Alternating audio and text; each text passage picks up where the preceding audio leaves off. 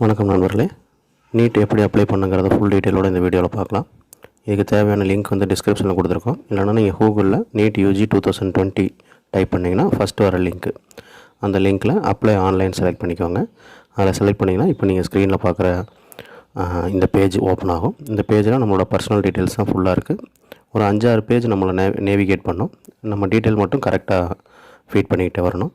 உங்கள் name, mother name, father name, community category கேட்டிருக்காங்க, disability இருக்கா இல்லையான்னு கேட்டிருக்காங்க. Next date of birth, gender, nationality, state of eligibility நம்ம தமிழ்நாடு செலக்ட் பண்ணிக்க போகிறோம்.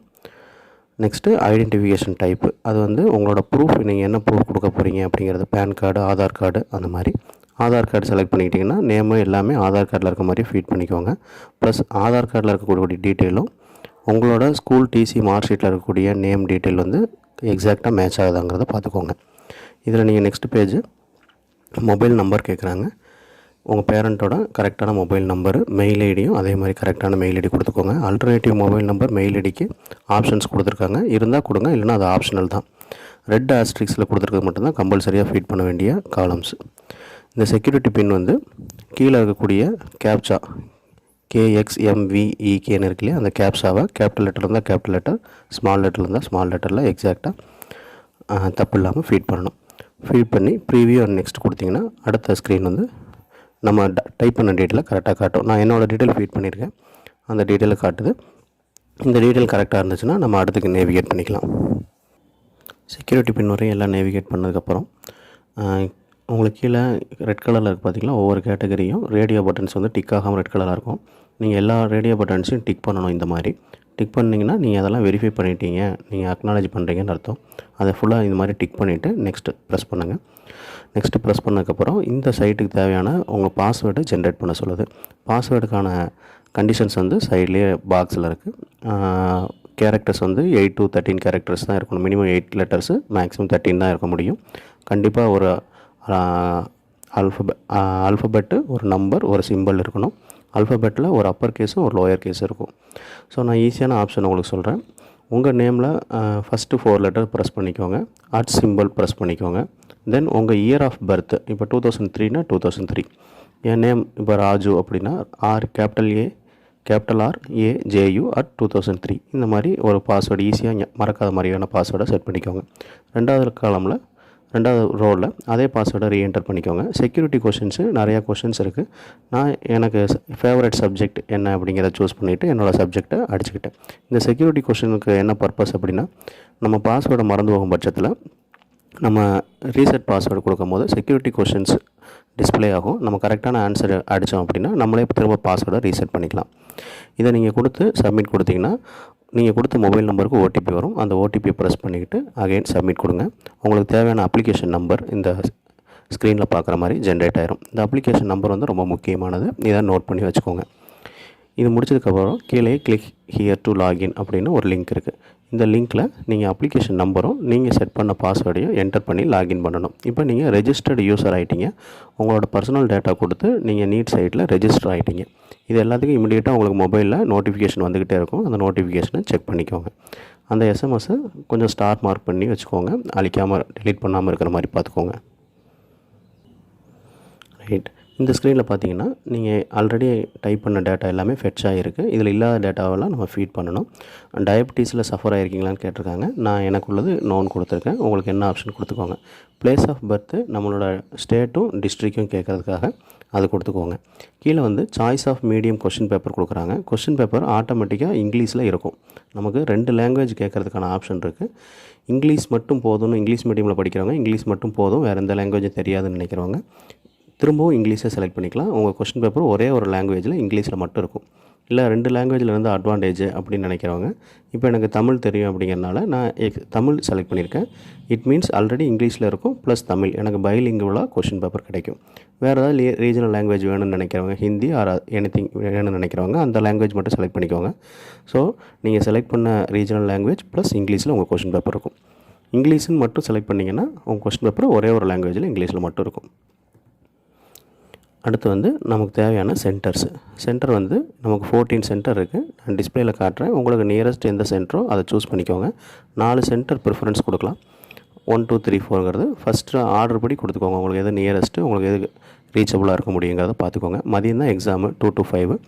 அந்த டைம் கனெக்ட் பண்ணி நீங்கள் உங்களுக்கு எது பெட்டரான சென்டருங்கிறத சூஸ் பண்ணிக்கோங்க. சென்னை, கோயம்புத்தூர், கடலூர், காஞ்சிபுரம், கரூர், மதுரை, நாகர்கோவில், நாமக்கல், சேலம், தஞ்சாவூர், திருவள்ளூர், திருச்சிராப்பள்ளி, சேலம், தஞ்சாவூர், திருவள்ளூர், திருச்சிராப்பள்ளி, திருநெல்வேலி, வேலூர். நான் எனக்கு தேவையான சென்டர்ஸ் வந்து செலக்ட் பண்ணியிருக்கேன். சென்டர் செலக்ட் பண்ணிவிட்டு நெக்ஸ்ட்டு ப்ரெஸ் பண்ணிக்கோங்க. இதில் வந்து உங்களோட அகாடமிக் டீட்டெயில்ஸ் 10th டீட்டெயில் ஃபுல்லாக கேட்குது. 10th மார்க் ஷீட் கையில் இருக்கணும். பர்சன்டேஜ் எல்லாம் ஸ்டேட் போர்டில் இருக்கவங்க டைரெக்டாக அடிச்சுக்கலாம். சிபிஎஸ்சியில் படித்தவங்க வந்து அதுக்கு இன்ஸ்ட்ரக்ஷன் கடைசி லைனில் கொடுத்துருக்காங்க பாருங்கள். சிபிஎஸ்சி வந்து 9 பாயிண்ட் இன்ட்டு சிஜிபிஏ மார்க் சேர்த்து என்ட்ரு பண்ணணும். உங்களோட ரோல் நம்பர் மார்க் ஷீட்டில் எப்படி இருக்கோ அதே மாதிரி ஃபீட் பண்ணிக்கோங்க. நெக்ஸ்ட்டு வந்து 11th டீட்டெயில்ஸு, என்ன இயர் படிக்கிறோம், என்ன ஸ்கூல் டீட்டெயில் மட்டும்தான் இருக்குது, ஈஸியாக தான் இருக்குது, அதை ஃபீட் பண்ணிக்கோங்க. 12th வந்து இப்போ ஆன்கோயிங் ஸ்டூடெண்ட்டு. இதில் எல்லா ஆப்ஷனும் நீங்கள் ஈஸியாக சூஸ் பண்ணிக்கலாம். மோட் ஆஃப் ப்ரிப்ரேஷன் அது வந்து நான் செல்ஃபாக படிக்கிறனால செல்ஃப் ஸ்டடி கொடுத்துருக்கேன். குவாலிஃபையிங் எக்ஸாமினேஷன் கோடு இது வந்து இப்போ கரண்ட்டில் 12th படிச்சுக்கிட்டு இருக்கவங்க எல்லாத்துக்கும் 01ங்கிறது கோடு. ஏற்கனவே முடித்தவங்க ரிப்பீட்டர்ஸு அவங்களுக்குலாம் வேறு கோடு இருக்குது. இந்த டிஸ்பிளேயில் காமிச்சிருக்கேன் என்னென்ன கோடு சூஸ் பண்ணுங்கிறது. ஒரு 7 கோடு கொடுத்துருக்காங்க. அதுக்கான டிஸ்கிரிப்ஷனும் கொடுத்துருக்காங்க. உங்களுக்கு எது ஆப்டாக இருக்குமோ அந்த கோடை சூஸ் பண்ணிக்கோங்க. ஸ்க்ரீனில் காட்டுற 7ல் சூஸ் பண்ணிக்கோங்க. கரண்ட்டில் 12th படிக்கிறவங்க வந்து 1 செலக்ட் பண்ணிக்கோங்க. இயர் ஆஃப் பாசிங் வந்து 2020 தான். அதனால் நம்ம +2 மார்க் வந்து என்ட்ரு பண்ணுங்கிற அவசியம் இல்லை. அது ஆப்ஷனல் தான், ஸ்டார் மார்க் போடல. அதனால் 12th மார்க்கும் 12th ரோல் நம்பரும் இன்னும் அலாட் பண்ணியிருக்க மாட்டாங்கன்னு நினைக்கிறேன். அதனால் அதுவும் கொடுக்க தேவையில்லை. நீங்கள் நெக்ஸ்ட்டு ப்ரெஸ் பண்ணிக்கலாம். இதில் வந்து உங்களோட பெர்மனன்ட் அட்ரஸ்ஸு நீங்கள் ஆதார் அட்ரஸ் ப்ரூஃபாக ஃபஸ்ட்டு கொடுத்துருந்தீங்கன்னா அதில் எப்படி இருக்கோ அதே மாதிரி கொடுத்துக்கோங்க. நீங்கள் ஏற்கனவே கொடுத்துருந்த மெயில் ஐடியும் மொபைல் நம்பரும் ஆட்டோமேட்டிக்காக ஃபெச் ஆயிரும். அடுத்து கரஸ்பாண்டன்ட் அட்ரஸ்னு ஒரு டேப் இருக்குது. இதில் சேம் அஸ் பெர்மனன்ட் அட்ரஸ் இருக்குது. ரெண்டுமே ஒரே அட்ரஸ் இருந்துச்சு அப்படின்னா இந்த சேம் அஸ் பெர்மனன்ட் அட்ரஸ் அப்படிங்கிற ரேடியோ பட்டனை மட்டும் கிளிக் பண்ணிக்கோங்க. இந்த மாதிரி ஆட்டோமேட்டிக்காக நீங்கள் ஏற்கனவே ஃபீட் பண்ண டேட்டா எல்லாமே ஃபெச் ஆகிக்கும். பேரண்ட்டோட டீட்டெயில்ஸு, பேரண்ட் என்ன படிச்சிருக்காங்க, என்ன ஒர்க் பண்ணுறாங்க, அவங்களோட ஆனுவல் இன்கம் எவ்வளோ அப்படிங்கிறத சூஸ் பண்ணிக்கோங்க. நான் என்னோடய ஃபாதர் அண்ட் மதருக்கு உள்ள ரிலவெண்ட் டேட்டா வந்து ஃபீட் பண்ணியிருக்கேன். அடுத்து ட்ரெஸ் கோடு, நமக்கு தனியாக ட்ரெஸ் கோடு தேவையா இல்லை அவங்க சொல்கிற ட்ரெஸ் கோடை நம்ம ஃபாலோ பண்ணிக்கிறோமான்னு கேட்டிருக்காங்க. தனியாக ட்ரெஸ் கோடு வேணும் அப்படின்னா எஸ் கொடுக்குறோம். உங்களுக்கு ஏதாவது கம்யூனலாக ரீஜனலாக ட்ரெஸ் கோடு உங்களுக்கு எக்ஸப்ஷன் வேணும் அப்படின்னா நீங்கள் எஸ் கொடுத்துக்கிட்டு அதுக்கு தகுந்த டீட்டெயில்ஸ் வந்து கொண்டு போகணும்.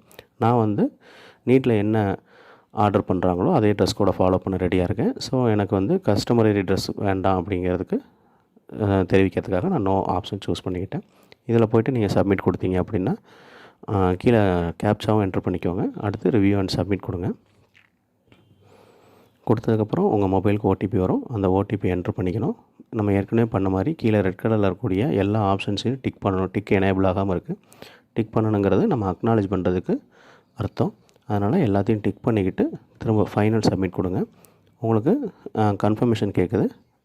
எல்லாத்தையும் செக் பண்ணியிருந்தீங்க அப்படின்னா எஸ் ப்ளீஸ் டூ அதை செலக்ட் பண்ணிக்கோங்க. உங்கள் அப்ளிகேஷன் வந்து இப்போ சப்மிட் ஆயிடுச்சு. இனி நீங்கள் ப்ரூஃப் தான் ஆட் பண்ணணும். உங்கள் ஃபோட்டோஸு, மார்க் ஷீட்டு எல்லாமே அப்லோட் பண்ண வேண்டியது இருக்கும். அதுக்கப்புறம் ஃபீஸ் பே பண்ண வேண்டியிருக்கும். இது வந்து உங்கள் அப்ளிகேஷன் ரெஜிஸ்டர் ஆனதுக்கான அக்னாலேஜ்மெண்ட்டு. சரி, இந்த ஸ்க்ரீன் வந்து உங்களுக்கு தேவையான டீட்டெயில்ஸை அப்லோட் பண்ணுறதுக்கு ஃபஸ்ட்டு வந்து ஃபோட்டோ அப்லோட் பண்ணணும். பாஸ்போர்ட் சைஸ் ஃபோட்டோ எடுத்து வச்சுக்கோங்க. டிஸ்கிரிப்ஷனில் அதோட சைஸ் என்னங்கிறது கொடுத்துருக்காங்க. 100 KB to 200 KB சாஃப்ட் காப்பியோட சைஸை வந்து செக் பண்ணிக்கோங்க. சைஸ் அதிகமாகவோ கம்மியாகவோ இருந்துச்சுன்னா இந்த சைஸில் இருக்க மாதிரி ரீசைஸ் பண்ணிக்கோங்க. அதுக்கப்புறம் சிக்னேச்சர் ஒயிட் பேப்பரில் பிளாக் இங்கில் சிக்னேச்சர் பண்ணி அதை ஸ்கேன் பண்ணி எடுத்துக்கோங்க. அதோட சைஸு 4 KB to 30 KB இருக்கணும். அடுத்து 10th மார்க் ஷீட்டு அதை கிளியர் இமேஜாக ஸ்கேன் பண்ணி 100 KB to 300 KB அந்த ரேஞ்சில் இருக்கிற மாதிரி வச்சு அப்லோட் பண்ணுங்கள். லெஃப்ட் தம்ப் இம்ப்ரெஷன் எடுத்துக்கோங்க. அதோட சைஸ் 10 KB to 50 KB இருக்கலாம். போஸ்ட் கார்டு சைஸ் ஃபோட்டோ, நீங்கள் பாஸ்போர்ட் சைஸில் இருக்க அதே ஃபோட்டோவை போஸ்ட் கார்டு சைஸாக வச்சுக்கோங்க. ரெண்டுலேயும் டிஃப்ரென்ஸ் இல்லாமல் சிமிலராக இருக்கிற மாதிரி பார்த்துக்கோங்க. பாஸ்போர்ட்டில் வேறு கலரில் எடுத்தது, போஸ்ட் கார்டு வந்து வேறு ட்ரெஸ்ஸில் எடுத்தது அந்த மாதிரி இல்லாமல் பார்த்துக்கோங்க. போஸ்ட் கார்டு சைஸ் ஃபோட்டோக்கு சைஸ் வந்து 50 KB to 300 KB இருக்கலாம்.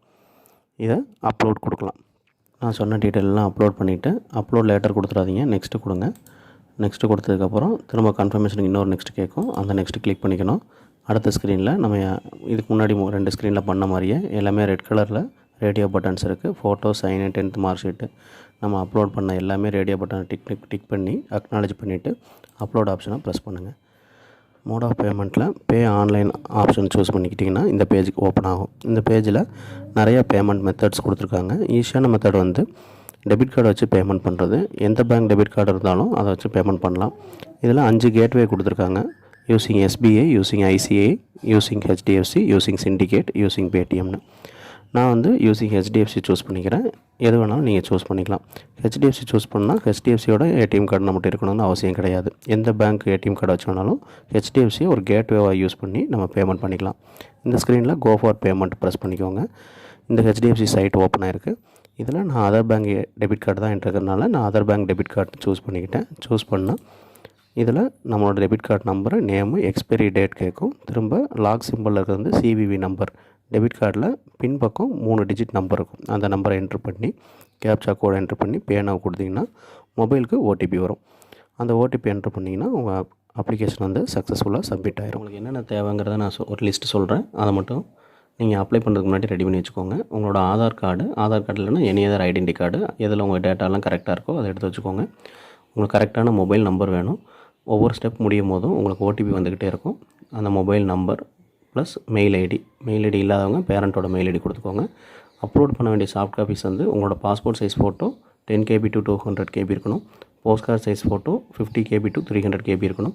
சிக்னேச்சர் 4 KB to 30 KB இருக்கணும். 10th mark sheet 100 KB to 300 KB இருக்கணும். Left thumb impression 10 KB to 50 KB இருக்கணும். இது போக உங்களுக்கு ஃபீஸு 1500 வரையும் ரேஞ்ச் இருக்குது. கம்யூனிட்டி பொறுத்து எந்த கேட்டகரியில் வரீங்களோ அதுக்கு தகுந்த ஃபீஸ் வந்து உங்கள் அக்கௌண்ட்டில் இருக்க மாதிரி பார்த்துக்கோங்க. யாரும் அப்ளை பண்ணுறதுக்கு 40 மினிட்ஸ்லேருந்து 1 hour வரையும் டைம் தேவைப்படுது. அந்த டைம் நெட் இன்டரப்ட் ஆகாமல் இருக்க மாதிரி பார்த்துக்கோங்க.